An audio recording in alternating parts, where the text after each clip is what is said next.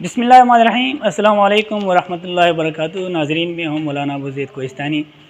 नाज़रीन, अरसा दराज से हमारे स्टूडेंट और हमारे दोस्त और अहबाब की तरफ से पैगामात मौसूल हो रहे थे कि हमें यूट्यूब के ज़रिए से उर्दू ग्रामर पढ़ाया जाए।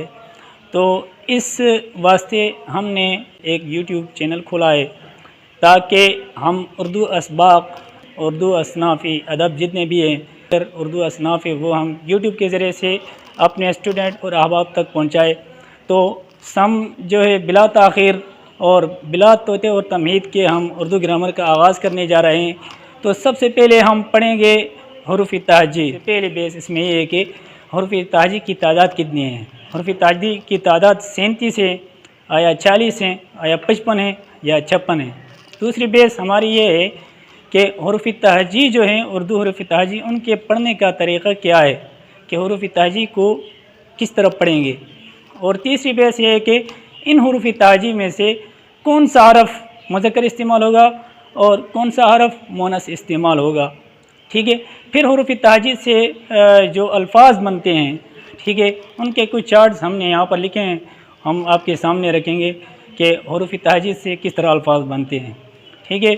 तो हम बढ़ते हैं बोर्ड की जानिब और सबसे पहले हम हरूफ़ तहजी पढ़ते हैं। उर्दू हरूफ़ तहजी। तहजी का लफ्ज़ी माना है हिजे करना। ठीक है। हिजे किस तरह करते हैं, जैसे सीन और बा आप मिलाकर सीन बा मिलाते हैं तो सब होता है। इस तरह ता और वाव को मिलाएं तो बनता है। इसी तरह ता और मीम को मिलाते हैं तो तुम बनते हैं। इसको कहते हैं हिजे करना। ठीक है। तो तहजी का माना है हिजे करना।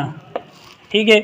और इस्तिलाह में हरूफ़ तहजी की तारीफ़ ये है कि ऐसे हरूफ जिनसे अल्फाज मुरक्कब होते हैं। हरूफ़ तहजी ऐसे हरूफ को कहते हैं जिनसे अल्फाज बनते हैं। ठीक है। तो हरूफ़ तहजी, पहली बात हमारी ये है कि हरूफ़ तहजी की तादाद कितनी है। ठीक है। तो इसमें इख्तिलाफ़ है। ठीक है। बुनियादी तौर पर हरूफ़ तहजी की तादाद 37 है, जो मैंने यहाँ पर लिखे हैं। ठीक है। इसमें किसी का इख्तिलाफ़ नहीं है जो हरूफ मैंने यहाँ पर लिखे हैं, लेकिन आया इसके साथ और भी हरूफ़ तहजी हैं या नहीं हैं। तो मैंने यहाँ पर लिखे हैं मुफ़रद हरूफ़ तहजी और मुरक्कब हरूफ़ तहजी, यानी हरूफ़ तहजी की दो अक़साम हैं। पहला जो है मुफ़रद हरूफ़ तहजी है और दूसरी किस्म है मुरक्कब हरूफ़ तहजी। ठीक है। तो मुफ़रद हरूफ़ तहजी की तादाद 37 है और मुरक्कब हरूफ़ तहजी आप यहाँ बोर्ड पे देख सकते हैं, उनकी तादाद हैं 15। ठीक है। तो 15 और 37, ठीक है, 15 और 37 के साथ कितने बने? 15 और 37, 15 और 37 52 या 55? 52। शाबाश। मुफ़रद हरूफ़ तहजी और मुरक्कब हरूफ़ तहजी की तादाद 52 हो गई। ठीक है। अब इसके साथ और हरूफ हैं जो दूसरी ज़ुबानों से उर्दू में मुस्तअमल हुए हैं। तो उनमें से ये जो हरूफ है ये बुनियादी तौर पर अरबी ज़ुबान का हरफ है। ठीक है। ये अरबी हरफ तहजी है। इसी तरह हमज़ा भी अरबी हरफ तहजी है। और इस तरह ये जो हा है, इसको हाई मखलूत कहते हैं। ठीक है। हाई मखलूत, और दो चश्मे वाले हा कहते हैं आम तौर पर। ये जो है बुनियादी तौर पर अरबी ज़बान का हरफ तहजी है। और दूसरा नून गुन्ना, ये फ़ारसी ज़बान का हरफ तहजी है, लेकिन ये सारे उर्दू में इस्तेमाल हुए हैं।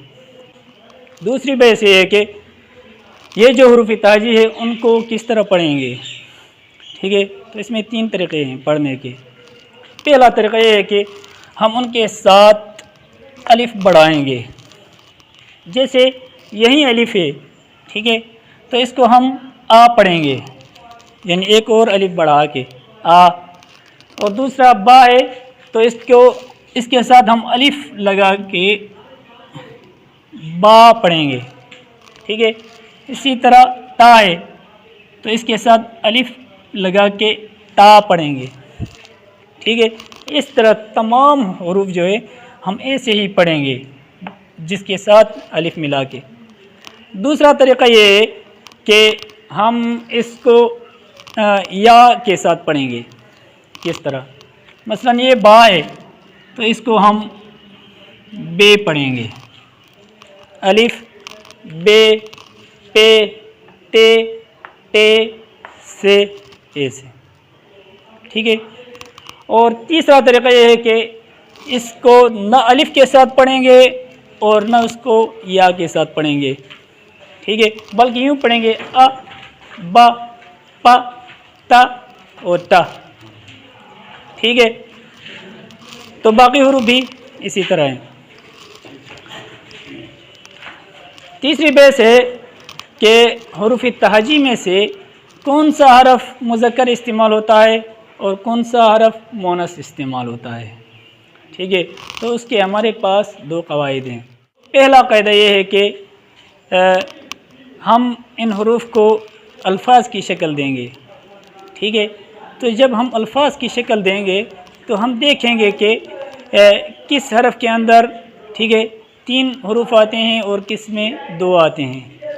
مثال کے طور پر یہاں الف ہے تو اس کو لفظ کی شکل میں لکھیں گے تو ایسے ہوتے ہیں. 3 حروف آتے ہیں الف لام اور فا. الف ٹھیک ہے. جب 3 حروف آتے ہیں یا 3 سے زیادہ آتا ہے جیسے یہاں پر حمزہ آتا ہے ٹھیک ہے جس میں 4 حروف آتے ہیں تو یہ حروف ہم مذکر استعمال کریں گے. ٹھیک ہے. جبکہ وہ حروف جن کو اگر لفظ کی شکل دی جائے تو جس میں 2 حروف آئے تو وہ مؤنث استعمال ہوتے ہیں. جیسے یہ با ہے اس کو آپ یوں لکھیں تو اس میں 2 حروف آتے ہیں با اور الف. ٹھیک ہے. لہٰذا یہ مؤنث استعمال ہوگا. اب دیکھیں باقی حروف. الف مذکر ہے کیونکہ اس میں 3 حروف آتے ہیں الف لام اور فا. با میں 2 حروف مؤنث ہے.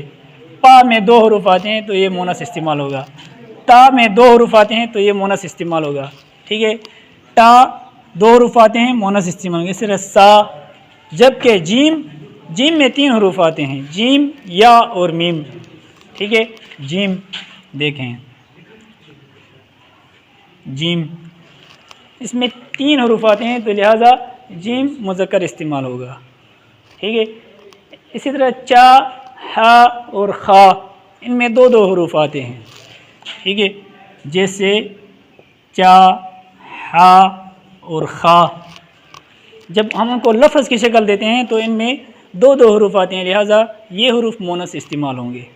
باقی حروف آپ ان کے اوپر قیاس کر سکتے ہیں. ٹھیک ہے. دوسرا قاعدہ یہ ہے کہ وہ حروف جن کے اوپر قلم گھمایا جائے تو وہ مذکر استعمال ہوں گے اور جن حروف کے اوپر قلم نہیں گھمائی جاتی یعنی جو لیٹے ہوئے حروف ہوتے ہیں وہ مؤنث استعمال ہوں گے. ٹھیک ہے. جیسے یہاں پر با پا تا ٹا سا جبکہ دوسرے طریقے سے ہم پڑھیں گے بے پے تے ٹے اور سے. ٹھیک ہے. تو یہ جو حروف ہیں یہ لیٹے ہوئے ہیں. ٹھیک ہے. یہ مؤنث استعمال ہوں گے. جبکہ اس قاعدے کے مطابق پھر ہا اور یا اگرچہ ان کے اوپر قلم گھمایا جاتا ہے لیکن یہ اس قاعدے سے مستثنا ہوں گے. ٹھیک ہے. یہ مؤنث استعمال ہوں گے باوجود اس کے کہ ان کے اوپر قلم گھمایا جاتا ہے. ٹھیک ہے. لیکن پہلا قاعدہ وہ زیادہ صحیح ہے. ٹھیک ہے. کہ وہ حروف کو اگر ہم الفاظ کی شکل دیں گے کہ جس میں اگر 3 حروف آتے ہیں یا 3 سے زیادہ تو وہ مذکر استعمال ہوں گے. اگر 2 حروف آتے ہیں تو مؤنث استعمال ہوں گے. مثال کے طور پر الف ہے. الف مذکر ہے. کیونکہ اس کو جب ہم لفظ کی شکل دیتے ہیں تو 3 حروف آتے ہیں. اب ہم استعمال کریں گے تو ہم یہ کہیں گے کہ ابراہیم نے الف لکھا. ٹھیک ہے. ہم یوں نہیں کہہ سکتے ہیں کہ ابراہیم نے الف لکھی کیونکہ یہ لفظ مذکر ہے. اسی طرح ابراہیم نے الف پڑھا. ٹھیک ہے. ابراہیم نے الف مٹایا. ٹھیک ہے. تو اس میں ہم فعل استعمال کرتے ہیں لکھا پڑھا اور مٹایا مذکر استعمال کریں گے کیونکہ یہ مذکر ہوں گے. جبکہ جن کو لفظ کی شکل دینے میں اگر 2 حروف آتے ہیں تو مؤنث استعمال ہے. جیسے با ہے تو ہم یوں کہیں گے کہ ابراہیم نے با لکھی. ابراہیم نے با پڑھی. ابراہیم نے با مٹائی. ٹھیک ہے. اس طرح اس قاعدے کے اوپر آپ باقی تمام الفاظ قیاس کر سکتے ہیں. ٹھیک ہے. اب ہم نے شروع میں بتایا کہ حروف تہجی وہ حروف ہوتے ہیں جن سے الفاظ مرکب ہوتے ہیں، ٹھیک ہے؟ تو اذان ہو رہی ہے، انشاءاللہ ہم باقی جو سبق ہے ہم اس کو بعد میں پڑھیں گے۔